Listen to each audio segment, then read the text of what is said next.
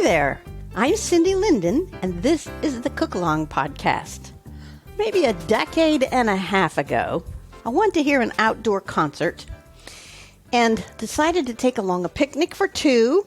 And so we stopped at a local deli and picked up a picnic that they had put together that I didn't know what was going to be inside it. I knew sort of the general categories of food, but I didn't know the actual contents until we got to the picnic, which was very, very, very fun. And I wish they still did that, but they don't.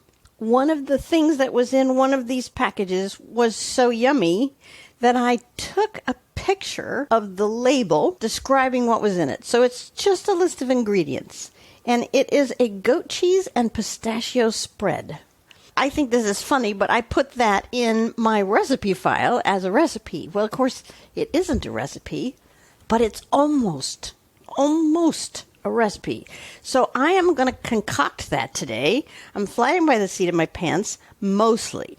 But because I have the list of ingredients from this label, and because I know that the order of the ingredients in the list defines what proportions of things there are, I feel like I can create something that will be close. You might want to wait until I have confirmed that this is good stuff before you try this, which I will do before I leave the podcast today. But if you want to cook along with me, go for it. Here's what we're going to need: goat cheese, cream cheese, garlic, chives, pistachios, and salt and pepper. So I am starting because it is the size of the little log I could buy, and I don't really want any left over. I have a 5-ounce goat cheese here. I'm going to use that whole thing. That's the first ingredient in the list. The next ingredient is cream cheese, and since it's the second thing, I know there's less. So I'm going to use 4 ounces of that, which is half a brick of cream cheese. And I'm using a light Neufchâtel because I like the lighter cream cheese. I don't see the point in having it thicker, especially here because it's already got the goat cheese to thicken it up. But you could use any cream cheese, I'm sure. That the Neufchâtel is actually my own innovation to this recipe. I doubt very much that they used that in the spread from the deli. Then it says garlic, and I think we don't want a ton of garlic here. It's a little hard to know. I could use garlic powder, but from the quality of the things from this deli, I think it's unlikely that they used garlic powder. So I'm going to use a small garlic clove. And small is relative, of course, and more garlic is rarely the wrong thing, so I wouldn't worry too much about the size of it. And then chives, and I am actually going to go cut those right now. I have a bunch in my yard. You're just going to walk outside with me while we cut some chives. It took me a while to get these to grow. For whatever reason, the batch that I planted last year did not want to grow. So we're outside now in case the sound changes. Last year I had great luck with parsley and lousy luck with chives. This year it's the reverse, but my parsley's about to go to seed. And I think I'm just going to let it do that in the hopes that it will plant some more for next spring so that I don't have to do it. The chives are actually looking a little sad too, but there's lots of them.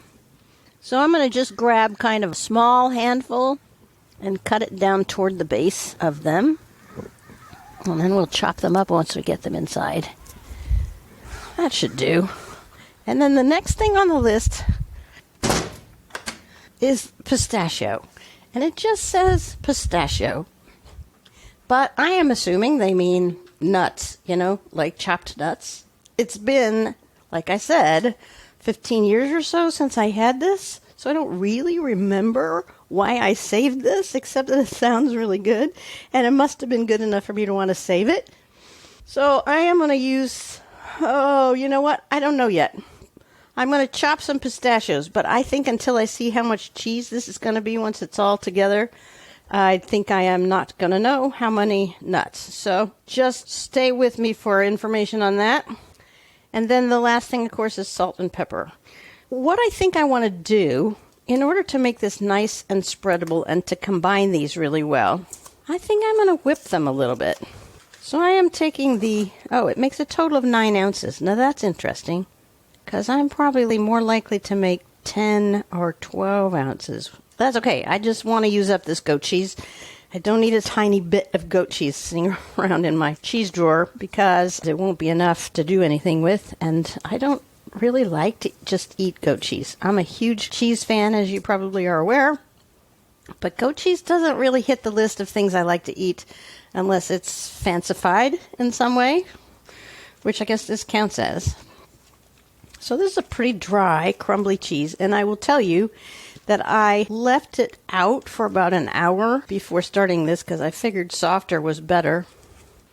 So that's all in the mixer. So I guess in terms of equipment, we're talking about some sort of mixer and probably a rubber spatula, I'm guessing, and a way to chop your nuts, which I'll talk about in a minute. Now I am putting half of this cream cheese, Neuchâtel cheese, in with that. It also has been sitting out for about an hour. It all still feels pretty cool, and it might be better if you're using regular cream cheese. My guess would be that it's going to be pretty stiff, and especially if the goat cheese is crumbly, it's going to need to warm up, and you might want to wait till it gets to about room temperature before you try this. I am just scooping that into the mixer bowl here. Cream cheese is one of those things that if I see it in a recipe, I'm automatically in. It just is. Feel the same way about sour cream. It's always, to me, a good sign if a recipe has one of those things in it. If a recipe has both, then I know it's going to be something I like. The bar for me isn't very high. Now what I'm going to do here is whip it. I don't want to use the whisk attachment because A, I think it'll just get all tangled up in there, and B, I don't think it needs to be whipped like whipped cream. I'm just using the regular beater attachment, and I wonder if I'm going to need to add a little fluid. I don't know. Let's see what happens here. I'm starting it out slowly. The reason I'm whipping it is both to combine it and to make it a little more spreadable. Seems likely to me that it wasn't hard. If we took it on a picnic, it probably wasn't hard to spread. It was probably pretty spreadable. So I decided I'm just going to whip it a little bit. But it's on the lowest setting and it's already looking pretty spreadable. So I'm not going to do a ton. I'm going to take it up a little bit. I'll just take it to about halfway and just give it a short minute here. Let's see what that looks like. I'm going to just test it with my finger and see how thick it is. Yeah, it's combined and it looks whipped, but you know it really isn't. I'm just using my finger. It still feels like the Neuchâtel cheese, which is pretty spreadable, but it's not, I think, what I'm looking for. So, back in she goes. And I'm going to put it again on medium and just actually take it a little higher than that. See, it looks really whipped to me. I don't think it is. Oh, you know what? I'm going to check it again. Bah. It's funny that looks can be so deceiving. All right. Last time. Got it at 6 this time on my mixer control. And whatever this comes out like, I'm going to call it good. Oh, there. Oh, you know what? It did change a little bit. It stopped sticking to the sides. Yeah. Well, hello. Okay, it's not a lot different, but it's different enough. I think it's going to be just fine. So I'm testing all of this just with my finger because my finger has got more... This is a funny thing to say, but it's got more knowledge in it than a spatula. I mean, what I was thinking I really meant to say was that it's more sensitive to the texture than a spoon or a spatula would be, but I really do mean that my fingers know. You know, they just do. Yours do too, if you think about it. You know when something's too thin or too thick with your fingers. You can't tell necessarily by looking at it, or certainly by stirring it around with a spatula. So, I said what I meant, and I meant what I said. There's your Dr. Seuss quote for the day, along with a life lesson in how to test the texture of things. I'm tasting it off my fingers, because of course it's on there now. It tastes pretty good. I think the ratio is right for me, somebody who's not that crazy about goat cheese. The fact that it has plenty of cream cheese in it is definitely a bonus. Now we are at the garlic. And now that I see how much is here, I still think a small clove is going to be plenty. It's funny, I have a large clove here, and I have teeny, teeny, tiny ones. You know those ones from the middle? I'm going to use 2 teeny tiny ones. And I'm going to just smash them. You could mince them. I'm going to put mine through a garlic press, which, as you may have heard me say before, turns out to be a lot easier. And if America's Test Kitchen cooks can use it, so can I. I don't need to be better than them. I also don't need to work harder than they do. So I've got these 2 little cloves that I am crushing right into the spread here. And I usually end up doing it more than once because it kind of bunches up. If you want to hear more about the garlic press thing, I did a podcast called Cindy's Favorite Cooking Tips, Part 1. And there's a lot of cool information in there, and this is one of them, about how I came about discovering that I should not mince garlic anymore. All right, that's 3 times through, little tiny bits of garlic. It doesn't look like much in there, but I think it's going to be plenty. Scraping this all out of the press. Now, the pistachios. Oh, you know what? No, I have to stir this up first because it's all up against the side of the bowl. I don't know how much is here. It's really hard to tell that. I suspect my eyes tell me that there's a lot less than there actually is. So, I'm pushing it all down into the bottom of the bowl and mixing that garlic in. Okay, so I have looks like about a cup here. Well, yeah, because 5 ounces of one cheese and 4 of another. That's 9 ounces. That's just over a cup. It looks way different this way, though. So now I'm going to do the pistachios. And for that, I have this cool nut grinder thing. You could just pulse them in a food processor, or you could crush them on a cutting board with a rolling pin. But I'm going to use my nifty-difty nut chopper. I keep my pistachios in the freezer because they keep longer that way, whether I'm snacking on them or whether I'm using them in cooking, which I do fairly often because I really like pistachios. Now, I have a handful here. I'm going to say this is, oh, Lordy, it's not quite a quarter of a cup. You know what? I better measure it since I'm sharing the recipe. Okay, so I was right, but I'm now, just for the sake of ease of sharing, I'm going to take it up to a quarter of a cup. Putting that in my little hand nut grinder, which is like this little hurdy-gurdy thing.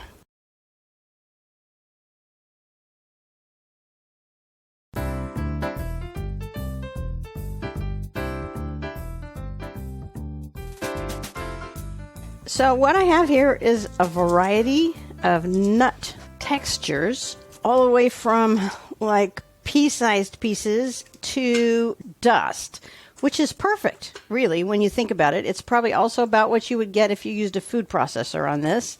It means that some of this is powdery enough that it's going to actually just flavor the cheese with the pistachio. That seems perfect to me.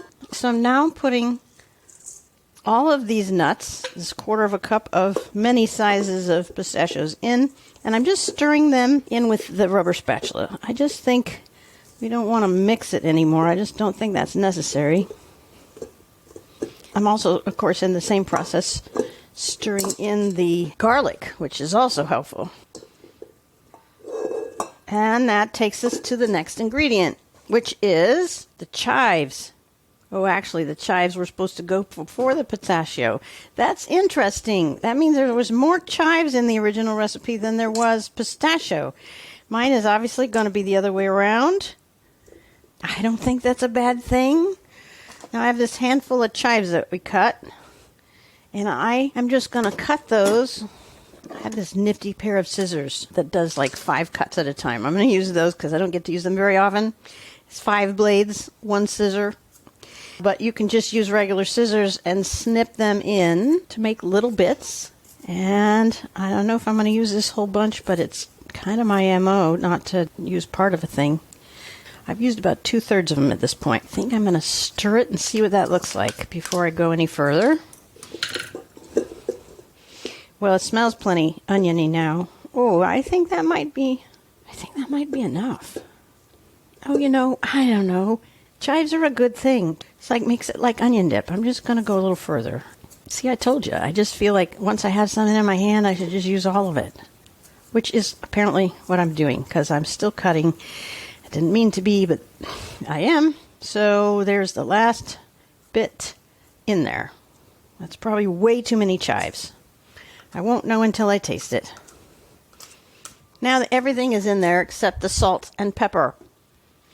It seems to me that it would not need much salt because there's salt in both cheeses here. And actually, the nuts that I used, the pistachios that I used were dry roasted and salted. So I think I'm going to put a little pepper in here. Try to decide if I want fresh ground. Of course I want fresh ground. I just have to make it maybe a little finer than usual. So I'm just going to put a couple of grinds. I'm really not going to do a lot. I can think of other things that might be good in here.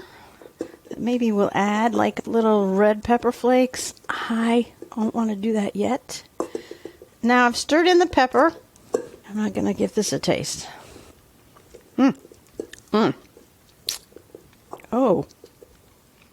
Oh my. Okay. It does not need the red pepper because the garlic gives it heat. And I was right not to use a huge clove. Wow, because it's plenty garlicky. Wow. Oh my God. It's plenty garlicky. I think the pepper is also right. Which was just 1/8 of a teaspoon maybe. It was just like 3 quick grinds of fresh ground pepper. I don't believe it needs salt. So you know what I'm going to do? I'm going to put a little dollop on my finger and I'm going to just sprinkle it with a tiny, tiny touch of salt and taste it. Oh, okay. Yeah, that's good. All right.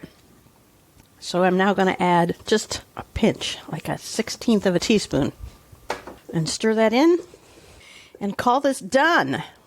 I think the salt is optional, and I think you need to taste it just the way that I did, because it doesn't really need more salt, and you may find it too salty. So do your own taste test.